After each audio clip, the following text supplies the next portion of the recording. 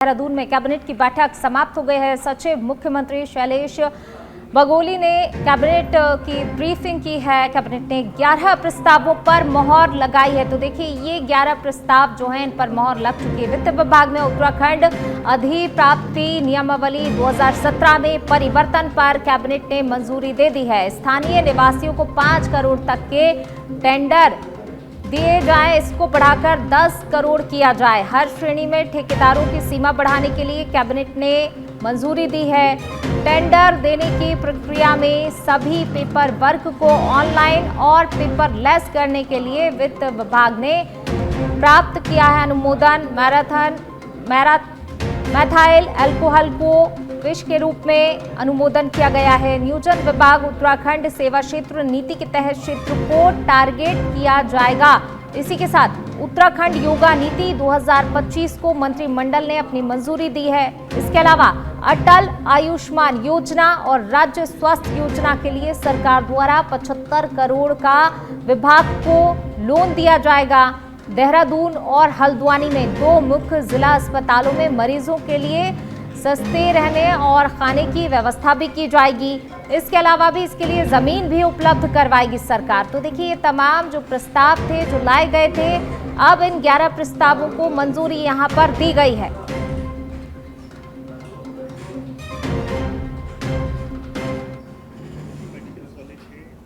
Dehradun medical college और Haldwani medical college, यहाँ पे काफी बड़ी संख्या में मरीज आते हैं और उनके साथ में तीमारदार आते हैं।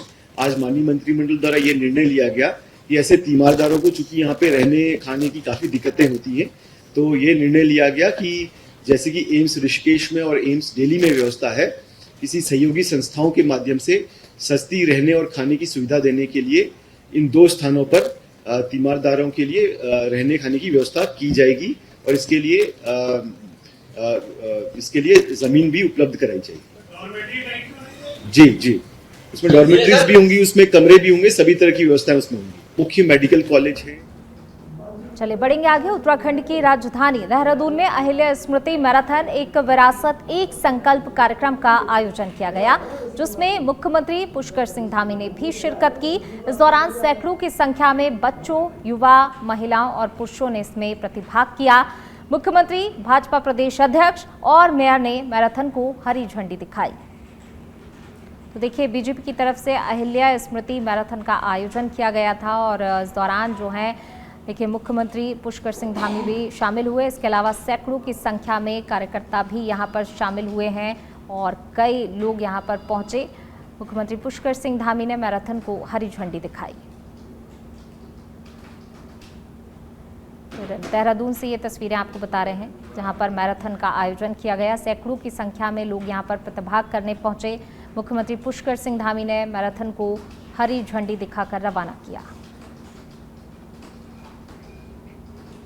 देखिए, प्रधानमंत्री नरेंद्र मोदी जी के द्वारा लगातार फिट इंडिया, खेलो इंडिया, लगातार युवाओं को प्रेरित करने जैसे मुहिम लगातार चलाई गई है। और आज की जिस मैराथन में आप आए हैं, ये मैराथन देवी अहिल्याबाई होलकर जी की 300वीं जयंती का अभियान अपने देश के अंदर चल रहा है। उसी निमित्त आज भारतीय जनता युवा मोर्चा देहरादून के द्वारा ये मैराथन का आयोजन किया गया था।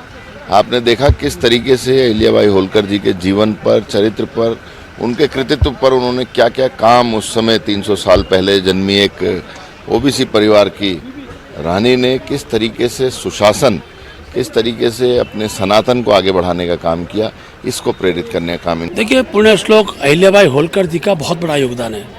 नई पीढ़ी भी उनसे प्रेरणा ले। वो केवल एक राज्य की रानी नहीं, बल्कि भारत की संस्कृति को जन जन तक पहुँचाने वाली थी। आज के समय में उनका स्मरण हर रूप से हो रहा है। 300 वर्षीय जयंती है और 300 वर्षीय जयंती में इस पुण्य आत्मा को समाज के हर वर्ग तक और उसमें खास तौर पर युवा वर्गों के बीच में भी उनकी पहचान और दृष्टि के साथ ये कार्यक्रम आज पूरे स्थान पर हुआ। माननीय मुख्यमंत्री आज कार्यक्रम में आए थे।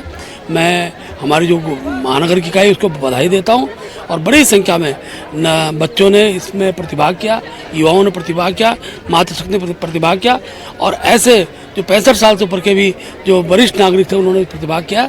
ये इस बात का संकेत है कि रानी अहिल्याबाई होलकर के स्मरण को आज भी चिरंजीवी रखने के लिए कार्यक्रम सब जगह। देखिए, आज अहिल्याबाई होलकर जी के स्मृति में ये हाफ मैराथन का आयोजन किया गया है, जिसमें बहुत सारे प्रोफेशनल एंड एमेच्योर प्रतिभागियों ने भाग लिया है। माननीय मुख्यमंत्री जी स्वयं इसमें उपस्थित रहे हैं और ये न सिर्फ देहरादून में बल्कि देश के कोने कोने में ये कार्यक्रम आयोजित किए जा रहे हैं।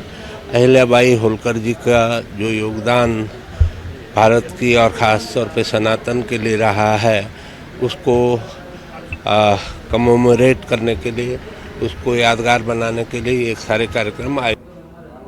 देहरादून में मुख्यमंत्री पुष्कर सिंह धामी की अध्यक्षता में सचिवालय में मंत्रिमंडल की बैठक हुई। मंत्रिमंडल की बैठक में कैबिनेट मंत्री सुबोध उनियाल, गणेश जोशी, सतपाल महाराज, धन सिंह रावत मौजूद रहे। बैठक में आगामी संभावित पंचायत चुनाव के मद्देनजर समेत कई प्रस्तावों को लेकर भी चर्चा हुई।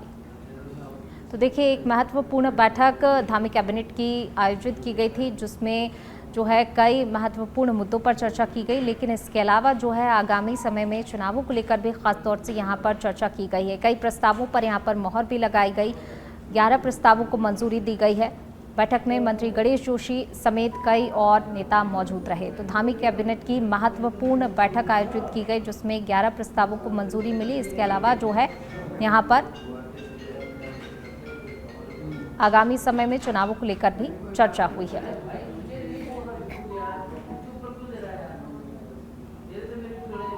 बढ़ेंगे आगे। उत्तराखंड में 4 धाम यात्रा गतिमान है। यात्रा को लेकर श्रद्धालुओं में खासा उत्साह भी देखने को मिल रहा है। तीर्थयात्रियों के राज्य सरकार की ओर से बेहतर प्रबंधन भी किए गए हैं। पर्यटन मंत्री सतपाल महाराज ने कहा कि इस वर्ष संचालित हो रही यात्रा में अभी तक लगभग करीब 33 लाख से अधिक श्रद्धालुओं ने अपना पंजीकरण कराया है। वहीं कोरोना के बढ़ते मामलों को लेकर भी राज्य सरकार की सभी गाइडलाइन का अनुपालन किया जाएगा। तो देखिए, यात्रा को लेकर मंत्री सतपाल महाराज ने कहा कि जो है ये जो श्रद्धालु हैं उन्होंने अपने पंजीकरण कराए। 33 लाख से ज़्यादा ऐसे श्रद्धालु जो अभी तक पंजीकरण करा चुके हैं। लेकिन दूसरी तरफ जो है कोरोना का खतरा मंडरा रहा है, ऐसे में चिंता भी बढ़ गई है। लेकिन इसको लेकर भी जो है गाइडलाइन जारी की जा रही है, सतर्कता बरतने की बार बार अपील भी की जा रही है और कहा भी जा रहा है कि जो श्रद्धालु ने भी खास तौर से इन सभी गाइडलाइन का पालन सुनिश्चित कराया जाएगा। तो 4 धाम यात्रा जहां लगातार श्रद्धालु पहुंच रहे हैं, अब लगातार ये यात्रा में श्रद्धालु की दिन प्रतिदिन वृद्धि देखी जा रही है और ऐसे में कोरोना के खतरे को लेकर भी गाइडलाइन का पालन कराने के लिए सुनिश्चित किया जा रहा है। इस वर्ष की 4 धाम यात्रा और हेमकुंड साहब की जो यात्रा है, उसमें अभी तक 33,17,362 श्रद्धालुओं ने अपना पंजीकरण करवाया है। अभी तक जो हमारे जो यात्री दर्शन कर चुके हैं, उनमें से यमुनोत्री धाम में 2,54,747, गंगोत्री धाम में 2,41,610, केदारनाथ धाम में 5,51,026, बद्रीनाथ धाम में 3,78,095, हेमकुंड साहब में 4,440। ये कुल मिलाकर के 14,29,918 श्रद्धालु हमारे दर्शन कर चुके हैं। हमारी यात्रा इस समय चालू है और अधिक से अधिक संख्या में यात्री आ रहे हैं। इस समय कोडिव ने दस्तक दी है, तो हम लोग उसकी जो गाइडलाइंस हैं उनका अनुपालन करेंगे, जो चिकित्सा विभाग की। खबर उत्तराखंड के देहरादून से है, जहां पर त्रिस्तरीय पंचायत में एक बार फिर पूर्व प्रतिनिधियों को प्रशासक बनाए जाने का मामला सामने आ रहा है।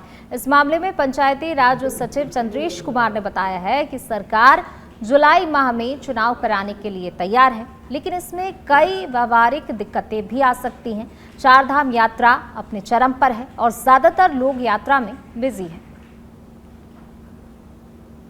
तो त्रिस्तरीय पंचायत चुनाव कराने की बात सामने आ रही है। मामले में पंचायती राज सचिव का बयान भी आया कि जिस तरीके से जो है कहीं ना कहीं यहाँ पर व्यवहारिक दिक्कतों का उन्होंने जिक्र किया कि चुनाव कराने में कहीं ना कहीं व्यवहारिक दिक्कतों का सामना करना पड़ता है, क्योंकि 4 धाम यात्रा जो है वो अपने चरम पर है और ऐसे में श्रद्धालु लगातार पहुँच रहे हैं। वहाँ के लोग भी बिजी हैं 4 धाम यात्रा को लेकर और इसी को लेकर उन्होंने कहा कि जो त्रिस्तरीय पंचायत चुनाव होने हैं उनमें कहीं ना कहीं दिक्कतें आ सकती हैं। त्रिस्तरीय पंचायती राज व्यवस्था में जो राज्य के हरिद्वार को छोड़कर 12 जिलों में चुनाव की प्रक्रिया चल रही है, इसमें माननीय उच्च न्यायालय नैनीताल में भी कई एक रिट्स भी लगी हुई थी, जिसमें माननीय न्यायालय ने भी ये जानकारी शासन से चाहिए थी कि क्या प्लान क्या है डेट्स का। इसमें निर्णय ये किया गया अभी तक का कि हम जुलाई माह में चुनाव कराने के लिए तैयार हैं। सरकार जुलाई माह में चुनाव कराने के लिए तैयार है, सब्जेक्ट टू कि माननीय राज्य निर्वाचन आयोग की जो अपनी तैयारियां होती हैं उसके अनुसार अगर जो भी डेट निर्धारित की जाएगी उस हिसाब से। लेकिन राज्य के समक्ष कुछ विशेष अपरिहार्य चुनौतियां भी हैं। वो चुनौतियां हैं जैसे हमारी चारधाम यात्रा चल रही है और चारधाम यात्रा में पूरा गढ़वाल, इवन कुमाऊं के भी कुछ पोर्शंस, वो लोग इसमें लगे रहते हैं। और जैसा कि आप सभी जानते हैं कि राज्य की जितनी आबादी है, जो धारण क्षमता है, उससे 5 गुना लोग तीर्थ यात्री के रूप में आते हैं। लगभग 5 करोड़ लोग हर साल विजिट करते हैं अलग अलग समय पे, अलग अलग प्रयोजन से। तो इसको भी हमें फैक्टर इन करना है। इसके अलावा दूसरा चीज़ हमें जो कि फैक्टर इन करनी है इलेक्शन में, वो है कि हमारे 9 जिले बारिश में हर साल कुछ न कुछ आपदा से ग्रस्त होते हैं। अब बारिश कितनी होगी इसका कोई प्रेडिक्शन नहीं लगाया जा सकता, तो उसको भी फैक्टर इन करते हुए ये कोशिश की जा रही है कि जुलाई के प्रथम पक्ष में 15 जुलाई से पहले निर्वाचन प्रक्रिया संपन्न कर ली जाए। त्रिस्तरीय उत्तराखंड चारधाम यात्रा धीरे धीरे रफ्तार पकड़ रही है। मौजूदा दिनों में लगभग 70,000 से ज्यादा श्रद्धालु चारधाम के दर्शन कर रहे हैं। 27 मई को 69,761 श्रद्धालुओं ने चारधाम की यात्रा की, जबकि 30 अप्रैल से शुरू हुई इस चारधाम यात्रा में अभी तक श्रद्धालुओं का आंकड़ा 15,69,045 तक पहुंच चुका है। पर्यटन सचिव सचिन कुर्वे ने कहा कि लोगों ने न केवल मई के लिए बल्कि जून में भी यात्रा के लिए पंजीकरण करवाया है।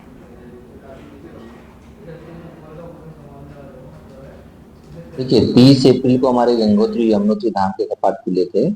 2 मई को केदारनाथ और 4 मई को बद्रीनाथ के कपाट खुले थे। 30 तारीख से अगर हम देखते हैं तो 30 तारीख से लेके 26 मई तक के जो आंकड़े हैं, तो हमारा जो टोटल रजिस्ट्रेशन हुआ है ऑनलाइन और ऑन स्पॉट दोनों मिला के, वो ऑलमोस्ट हमारा 34 लाख के आसपास हमारा रजिस्ट्रेशन हो गया है। और उसके सापेक्ष में जो यात्रियों ने अब तक जो दर्शन किए हैं, ऑलमोस्ट 14,87,000 यात्रियों ने अब तक दर्शन कर लिए हैं। और विगत 10 से 12 दिनों में यात्रियों की संख्या काफी बढ़ी है। और कल की अगर हम आंकड़े देखें तो हमारा कल गंगोत्री और यमुनोत्री दोनों धाम में, यमुनोत्री में हमारा 12,000 यात्री था, 11,000 यात्री गंगोत्री में था, और बद्रीनाथ में ऑलमोस्ट हमारा 22,000 के करीब यात्री था, और केदारनाथ में भी 23 से 24,000 का यात्री था। और जिस तरह का हम रजिस्ट्रेशन का पैटर्न देख रहे हैं, उसमें ये दिख रहा है कि लोगों ने न केवल मई के लिए रजिस्ट्रेशन किया, लेकिन इतनी ही तादाद जून में भी जो यात्री आएंगे उनके लिए भी है। तो हम सोच रहे हैं कि जो विगत साल के जो हमारे उत्तराखंड हाईकोर्ट ने सरकार से राज्य में जुलाई तक चुनाव कराने का आदेश दिया है। अब माना जा रहा है कि जुलाई अंत तक राज्य त्रिस्तरीय पंचायत के चुनाव हो सकते हैं। इसको लेकर उत्तराखंड भाजपा के प्रदेश अध्यक्ष महेंद्र भट्ट का बयान सामने आया। उन्होंने कहा कि चुनाव आयोग ने ग्रामों के लिए वोटर लिस्ट जारी कर दी है। अब जो वोट छूट गए हैं, भाजपा के कार्यकर्ता गांव-गांव में छूटे हुए वोटों को लिस्ट में नाम जुड़वाने का काम करेंगे। देखिए, हमने कार्यक्रम दे दिया है। अभी वोटर लिस्ट पंचायत ने जारी की है। उस वोटर लिस्ट में जिनके नाम नहीं चढ़े हुए हैं, हमने कार्यकर्ताओं से कहा वो नाम चढ़ाए। बहुत जल्दी हम पंचायत निरीक्षकों की टोली भेजने वाले हैं। और भारतीय जनता पार्टी इस बार प्रत्येक ग्राम पंचायत में अपने कार्यकर्ताओं को चुनाव लड़ाएगी। हर पंचायत में हमारा प्रधान लड़े। बीडीसी क्षेत्र है, वहाँ पे हम पार्टी घोषित नहीं करते, लेकिन हर बीडीसी क्षेत्र में हमारे प्रत्याशी चुनाव लड़े। और जिला पंचायत में पार्टी जब विधिवत रूप से प्रत्याशी की घोषणा करेगी, सिंबल तो नहीं मिलता है लेकिन विधिवत घोषणा करते हैं। और हम पिछली बार भी अधिकतम उत्तराखंड सरकार ने राज्य के पौराणिक मंदिरों को विकसित करने के लिए मानस खंड मंदिर माला मिशन की शुरुआत की है। मानस खंड मंदिर माला मिशन के तहत कुमाऊं मंडल में 16 चिन्हित मंदिरों का विकास किया जा रहा है। पिछले दिनों उत्तराखंड सरकार ने मानस खंड यात्रा के लिए IRCTC के सहयोग से 1100 लोगों के लिए एक विशेष ट्रेन मानस खंड एक्सप्रेस शुरू की है। इस ट्रेन का उद्देश्य कुमाऊं क्षेत्र के उन स्थानों को बढ़ावा देना है जो प्रदेश के पर्यटन मंत्री सतपाल महाराज ने सरकार के इन प्रयासों की काफी सराहना की है।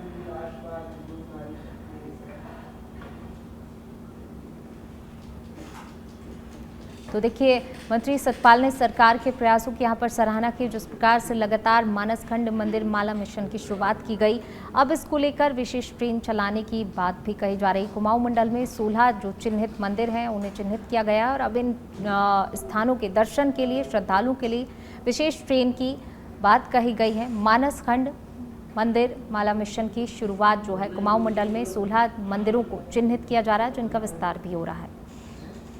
देश भर में मानसखंड मंदिरों के प्रचार प्रसार हेतु पर्यटन विभाग ने IRCTC के साथ मिलकर भारत गौरव मानसखंड एक्सप्रेस ट्रेन का संचालन किया, जिसमें कुल 1170 यात्री श्रद्धालुओं ने कुमाऊं क्षेत्र के मंदिर एवं दर्शनीय स्थलों का जो है दर्शन किया है। तो ये काफ़ी हमारी यात्रा सफल रही और काफ़ी लोगों ने वहाँ का जो लोकल कुजीन होता है उसका स्वाद भी लिया। उत्तराखंड के पौड़ी गढ़वाल में भारतीय जनता युवा मोर्चा के तहत अहिल्याबाई होलकर की जयंती मनाई गई। जिला पंचायत सभागार में आयोजित कार्यक्रम की अध्यक्षता भाजपा जिलाध्यक्ष कमल किशोर रावत ने की। इस दौरान मुख्य वक्ता के रूप में सहायक आचार्य साहित्य अकादमी से पुरस्कृत लेखिका डॉक्टर कविता भट्ट शैलपुत्री की मौजूदगी रही। इस दौरान वक्ताओं ने अहिल्याबाई के जीवन से प्रेरणा लेने का आह्वान किया। इस उपलक्ष्य में युवा मोर्चा की ओर से मैराथन दौड़ का आयोजन भी किया गया।